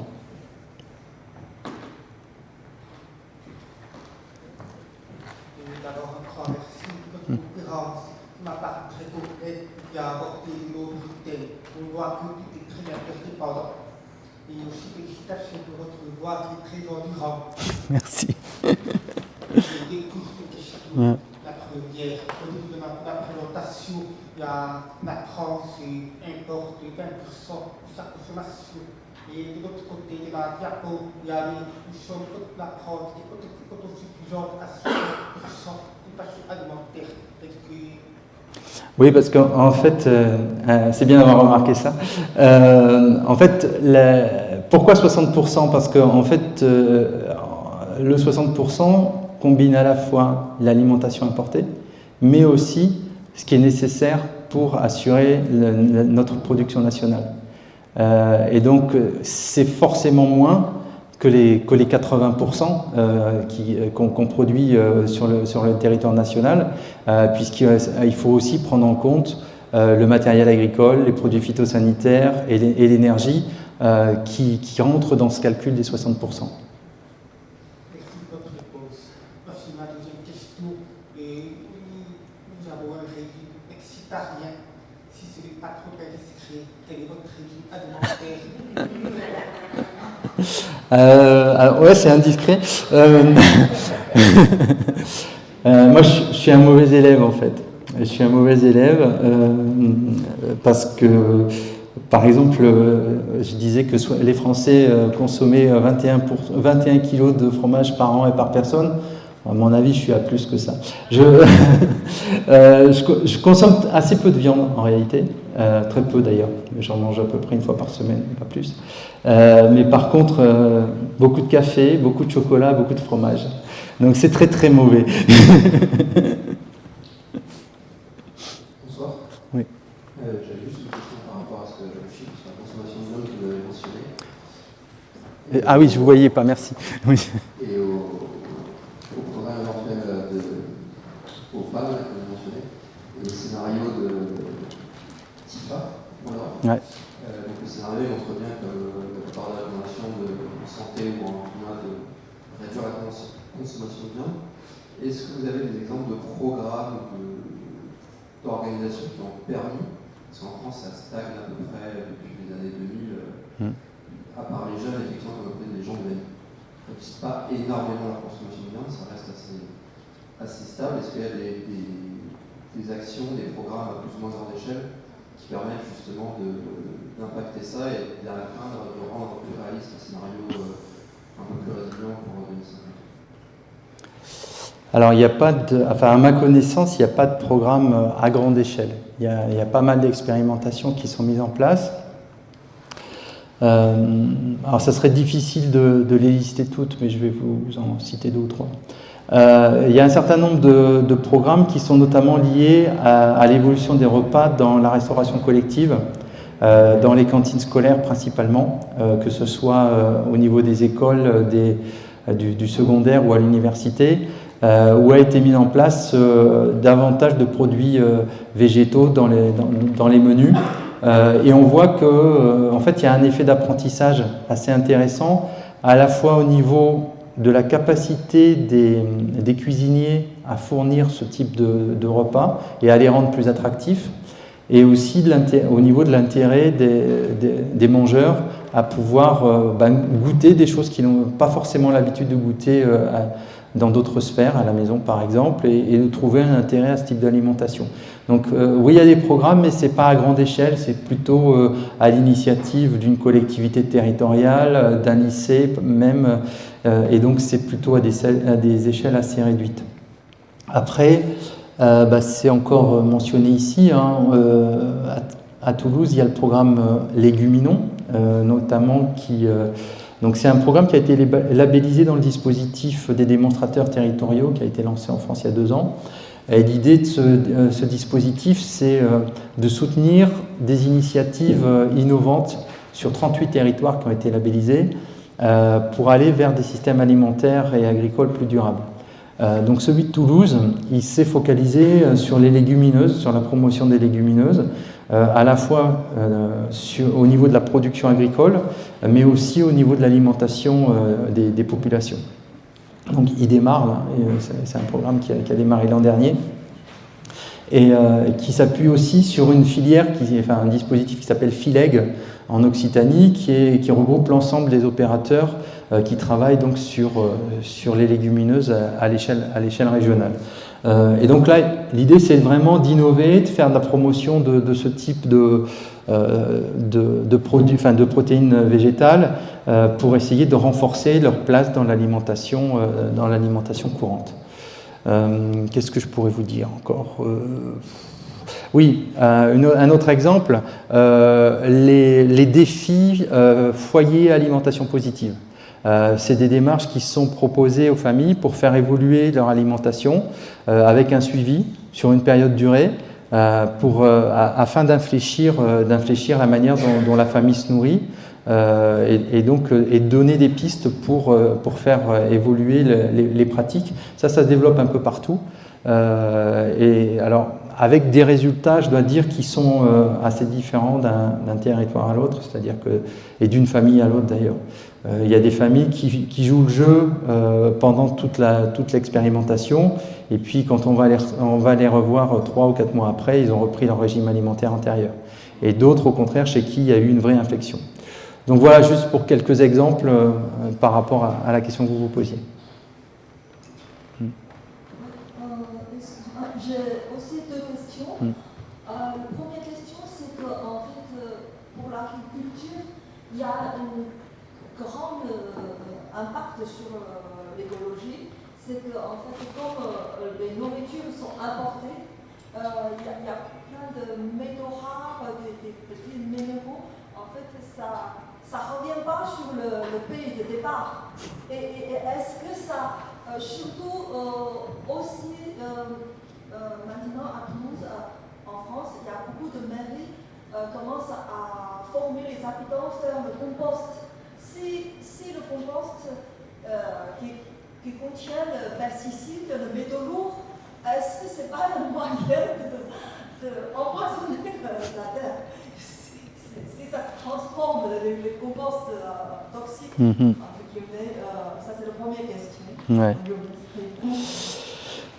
En fait, c'est un peu à tiroir votre question, il y a plusieurs choses. Ce que je comprends, la question, c'est l'impact de notre alimentation sur les pays étrangers.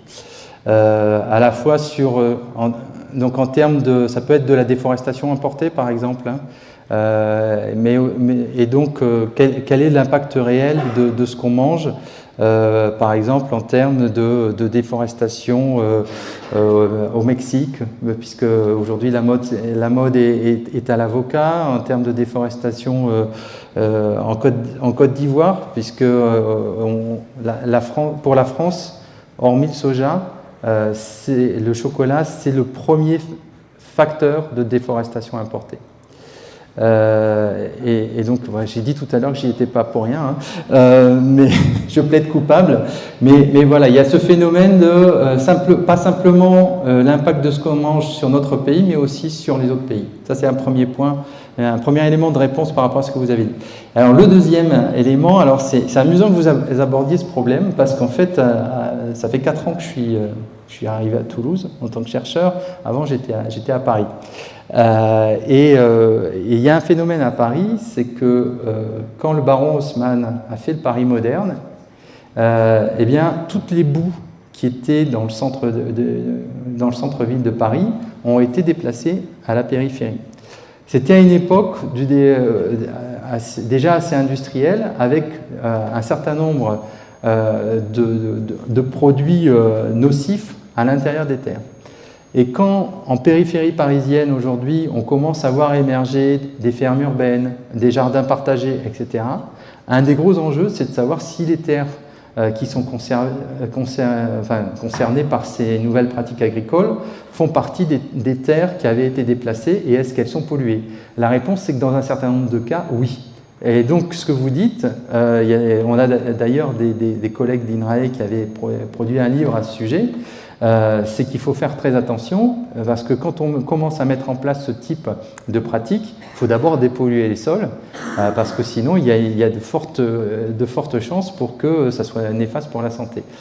Donc oui, il y a des enjeux, et il faut faire très attention à la qualité des sols en général, avec notamment des pratiques qui doivent être régénératives, c'est-à-dire essayer de faire en sorte que par des solutions fondées sur la nature, progressivement on refasse vivre les sols. Et puis l'autre aspect, c'est de bien vérifier qu'on ne travaille pas sur des sols pollués, bien évidemment. C'est une question, c'est toute bête.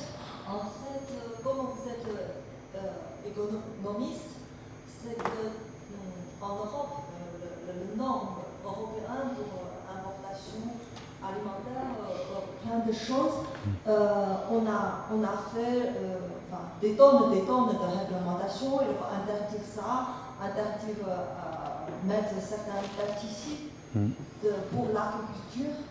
Je dis pourquoi il faut donner commander les paysans faire ça, interdire faire ça. Pourquoi on ne va pas quasiment fermer la production de l'usine de production de pesticides? Si ça ne produit plus, il ne faut pas passer le contrôle chez les paysans dans les fermes tout le temps. Ça, leur sortir la liste, on a quasiment fermé la production. Ouais. En fait.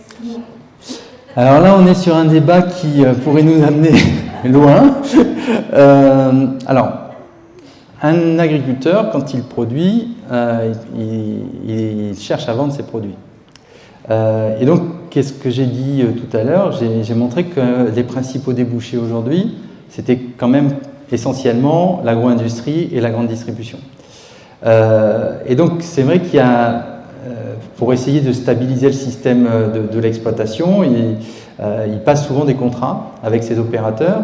Et ces opérateurs, ils veulent plusieurs choses. Ils veulent obtenir les produits à un prix pas très élevé. Ils veulent une assurance et une stabilité sur la qualité. Et ils veulent aussi des variétés qui vont assez souvent imposer aux agriculteurs parce qu'ils savent que c'est ces variétés-là qui vont être vendues. Donc à partir de là, l'agriculteur, il doit mettre en place une stratégie sur son exploitation qui lui permette d'avoir une stabilité en volume, en qualité, et être assez peu soumis aux aléas, par exemple d'une maladie, du climat, etc. Et donc aujourd'hui, les solutions techniques pour permettre ça, Et puis produire pas trop cher aussi. Pour permettre, les solutions techniques pour permettre ça, c'est quand même assez largement encore fondé sur des modèles techniques qui utilisent des pesticides. Donc, il y a des alternatives, bien évidemment, qui existent, mais elles sont, c'est l'agriculture biologique, mais elles sont encore, je le disais tout à l'heure, assez mineures.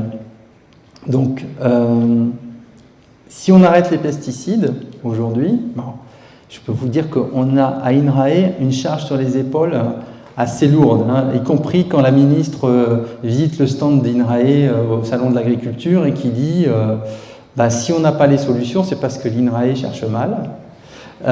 Et donc on ne va pas interdire les pesticides tant que vous n'aurez pas trouvé de solution pour pouvoir s'en passer.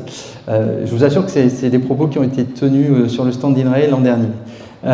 Et donc, à partir de ce moment-là, voilà, il faut essayer de progresser dans la recherche de solutions alternatives. Déjà, essayer de réduire l'usage des pesticides, de réduire les plus dangereux, et puis de faire la promotion aussi des solutions alternatives fondées sur la nature. On sait que ça marche, ça c'est évident, mais ça marche pas. Ça marche déjà à un prix souvent un petit peu plus élevé dans l'état actuel des choses, avec quand même un aléa sur le type les volumes de production qu'on va pouvoir mettre sur le marché. Et donc, ça ne pourra fonctionner qu'à partir du moment où il y a une acceptation de prise de risque économique de la part des opérateurs, parce que sinon, c'est vrai que c'est injouable, quoi. Mais bon, on a bon espoir d'y parvenir malgré tout. On cherche, on ne trouve pas forcément très vite, mais on cherche. Il vous reste plus que quelques minutes. Il y a encore beaucoup de gens qui veulent poser des questions. Si vous posez une question, je vous encourage à poser une question rapide et à poser une seule question, s'il vous plaît. Bonsoir. En fait, je voulais juste faire une petite remarque sur la suppression du plastique, la réintroduction des plastiques dans la cantine. Donc en fait, dans l'article du Monde, ils expliquent que ça concerne uniquement la vaisselle. Enfin, pour le moment, c'est uniquement la vaisselle. Ouais. Et en fait, ça ne remet pas en cause la suppression du plastique pour les contenants de réchauffe et de cuisson. Donc c'est quand même un peu rassurant, quoi. Et nous, à Toulouse, on a quand même la chance, au niveau des écoles de Toulouse, le plastique a été supprimé, les parquets de plastique ont été supprimés. Dans le lycée de Toulouse, la cuisine centrale a toujours utilisé des bacs en inox. Donc, en fait, il n'y a jamais eu de plastique dans les contenants alimentaires. Et au collège, je crois que c'est à peu près la même chose, en fait. Voilà. Donc, par contre, en effet, est-ce que c'est dangereux de manger dans des assiettes en plastique, notamment en maternelle? Ça serait intéressant de le savoir. Et alors, j'ai quand même une question. On parlait de production agricole, de passage à l'agroécologie. Aujourd'hui, la production agricole française est essentiellement destinée à l'exportation. Et c'est une arme géopolitique, on dirait, en fait. Donc, si demain, on passe à l'agroécologie, apparemment, il n'y a pas trop de problème pour nourrir la population française. Mais est-ce que l'agriculture sera toujours une arme géopolitique si on passe à l'agroécologie? Alors, c'est la question, en fait, pour moi. Alors, déjà, merci pour la précision concernant le plastique, l'usage des plastiques dans le domaine de la restauration collective. Mais la seconde question, elle est essentielle. Elle est essentielle parce que c'est vrai qu'à l'heure actuelle, on voit bien que l'agriculture, c'est une arme de pression et une arme géopolitique importante. Et que qu'est-ce que ça veut dire si on se passe de cette possibilité? Parce que ça veut dire aussi qu'on laisse la place à d'autres pays qui vont éventuellement promouvoir des modèles de société qui ne sont pas forcément ce vers quoi la France tend ce que la France tend à promouvoir. Et puis ça veut dire aussi que dans les négociations, on risque de perdre un peu de pouvoir de négociation. Pour moi, c'est un vrai enjeu. Et je vais être honnête, j'ai pas la réponse parce que les solutions qu'on peut porter Elle vise à renforcer notre autonomie, même notre souveraineté alimentaire sur les territoires français et européens. Mais on peut pas considérer qu'on est complètement déconnecté de ce qui se passe dans le monde. Et à ce titre, les visions différentes du poids de l'agriculture et de la nécessité de protéger l'agriculture européenne entre la vision française, la vision allemande ou la vision néerlandaise, par exemple, montrent bien que cette dimension géopolitique, elle est complexe, puisque pour les Allemands qui sont plutôt pas des grands pays exportateurs, un grand pays exportateur, hormis pour certaines productions type le porc, il vaut mieux ouvrir les marchés agricoles et d'autres marchés pour l'industrie plutôt que de protéger à la fois les filières agricoles et les mangeurs européens. Donc il y a une vraie question autour de ces aspects-là, et je dirais que ces aspects-là, ils sont d'autant plus importants qu'on sait aussi, par exemple, que la population africaine va exploser dans les 50 prochaines années en nombre, et qu'il y aura besoin de trouver des solutions pour la nourrir. Et donc il y a un certain nombre d'expérimentations qui sont mises en place pour essayer de renforcer le potentiel agricole de ce continent, mais il faudrait être pas très lucide pour considérer qu'il va y avoir aussi de nouveaux marchés pour les filières françaises. Et donc il y a des enjeux économiques, des enjeux géopolitiques autour de ces évolutions futures. Oui, mais voilà, c'est une vraie question et j'ai pas une réponse précise à donner, malheureusement. Moi j'avais juste une question rapide par rapport à la baisse de l'industrie de la viande, de tout ce qui est exploitation qui actuellement produit de la viande. Est-ce que vous avez soit d'exemples, soit de dispositifs, soit de choses qui peuvent être mises en place justement pour la reconversion, parce que si on arrête de manger de la viande, je suis tout à fait content. Mais actuellement, les gens qui vivent de ça, comment on fait pour passer à la transition? Alors ça aussi, c'est une problématique assez complexe. Parce qu'en fait, être éleveur, c'est plus qu'un métier, c'est une identité. C'est une identité souvent attachée à un territoire. Sur les territoires de montagne, par exemple, on a des zones de pâturage et il est impossible techniquement de les transformer, de les faire basculer en zone de production céréalière, par exemple, parce que les conditions pédoclimatiques ne le permettent pas. Donc, répondre à votre question, c'est à la fois considérer la dimension économique et le besoin d'accompagnement des éleveurs vers de nouveaux métiers, une diversification, une nouvelle manière de produire moins de viande et mieux de viande, mais c'est aussi s'intéresser à l'avenir de ces territoires et de l'identité de ces professionnels et de ces territoires. Moi, je travaille beaucoup avec l'Ariège, et qui est pour une bonne partie un territoire d'élevage. Et c'est culturellement important pour l'identité, mais à la fois pour l'identité des éleveurs, mais aussi l'identité de la population locale, parce que depuis des centaines d'années, ils ont vu les éleveurs, alors de moutons ou de vaches, à la fois nourrir le tissu économique local, mais structurer les paysages. Et donc, il faut nécessairement, mais ce n'est pas simplement sur l'élevage, si on veut une agriculture, une transition agroécologique, il faut un accompagnement fort, à la fois sur un accompagnement économique, technique, et puis un soutien des communautés locales pour aller vers autre chose. Et je pense pas qu'il y ait une seule réponse par rapport à ça, parce que les individus n'ont pas tous le même profil.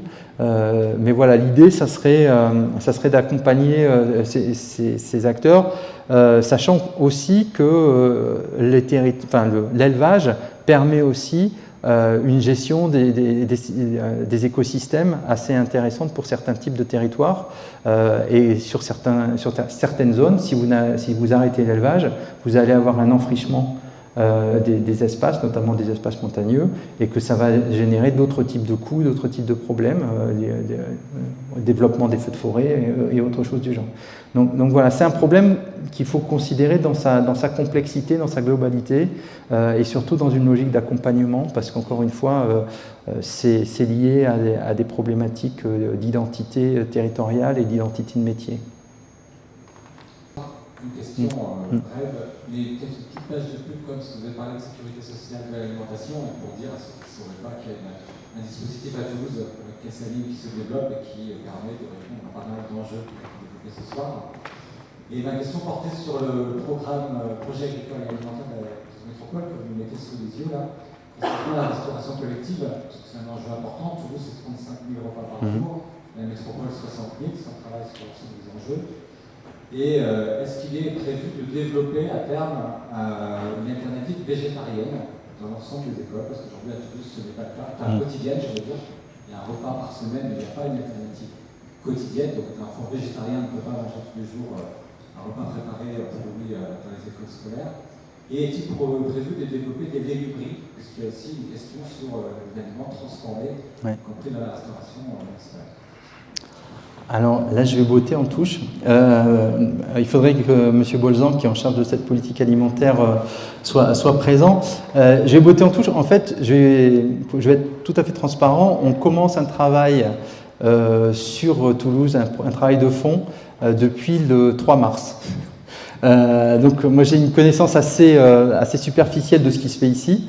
On a une stagiaire qui vient d'arriver chez nous et dont la mission est d'essayer de qualifier l'évolution possible du système alimentaire toulousain autour de deux problématiques. Quel est le potentiel de renforcement de l'autonomisation, de l'autonomie alimentaire, et quel est le potentiel de renforcement de l'écologisation des pratiques, sachant que c'est pas pour force, ça peut être antagoniste. Parfois, pour produire plus, il faut industrialiser la production et une écologisation ne permettrait pas forcément de nourrir la population. Donc on va travailler là-dessus, on démarre encore une fois. Et donc sur les questions très précises que vous venez de poser, je suis désolé, j'ai pas la réponse. Je sais qu'il y a une volonté d'aller vers une alimentation plus durable, mais à ma connaissance, c'est principalement autour de l'augmentation du taux d'alimentation biologique. Est-ce que la végétalisation en fait partie? On peut le penser parce qu'avec le programme Léguminon, il y a la volonté de promouvoir la consommation de légumineux sur la métropole et notamment dans la restauration collective. Donc par hypothèse, je dirais oui, mais je ne peux pas vous l'assurer.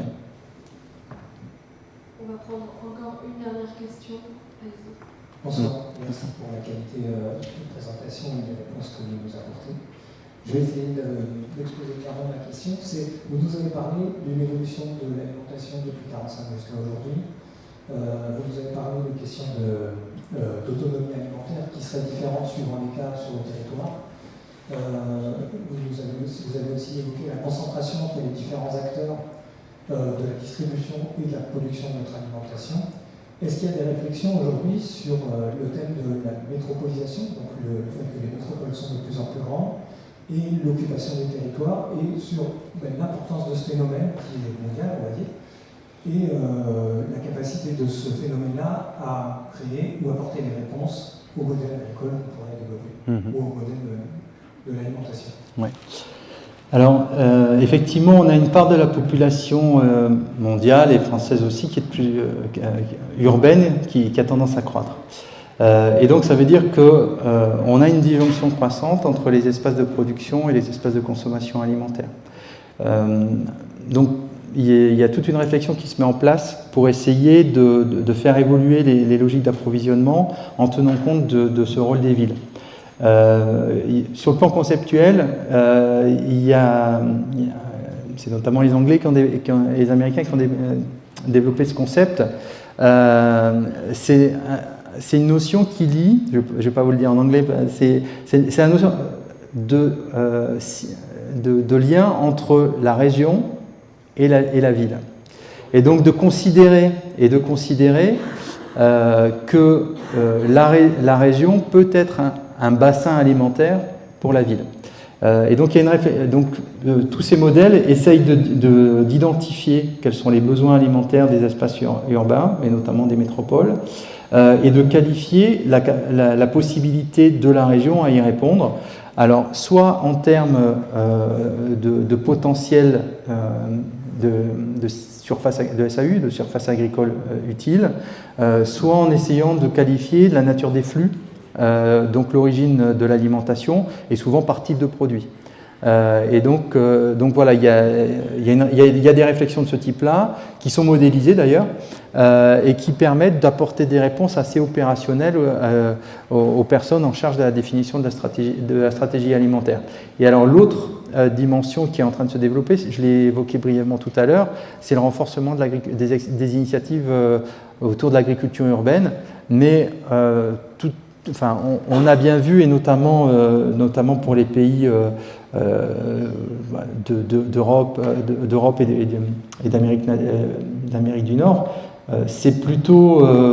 l'impact, il est moins en termes de volume alimentaire à destination des populations qu'en termes de sensibilisation aux enjeux alimentaires, de recréation du lien, de recréation d'espaces végétalisés en ville. Donc oui, il y a des choses qui se font, mais aujourd'hui, la question, elle est plutôt, et je terminerai ma réponse là-dessus, autour de ce qui est en train de se mettre en place, par exemple à Toulouse. Ici, j'ai mentionné les contrats de réciprocité. Et donc ces contrats de réciprocité, c'est un dispositif d'action publique qui permet entre des territoires de passer, de passer un contrat sur certaines dimensions. Alors, pas simplement sur l'alimentation, ça vaut aussi sur les loisirs, sur la mobilité, etc. Et en l'occurrence à Toulouse, ils en ont passé plusieurs.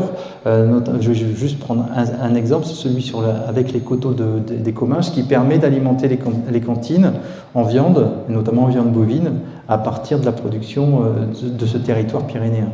Donc voilà, il y a différents dispositifs qui peuvent se mettre en place, et moi je crois beaucoup dans le dernier que j'ai cité, parce que ça permet de renforcer le lien urbain-rural également. Merci beaucoup. Merci à vous.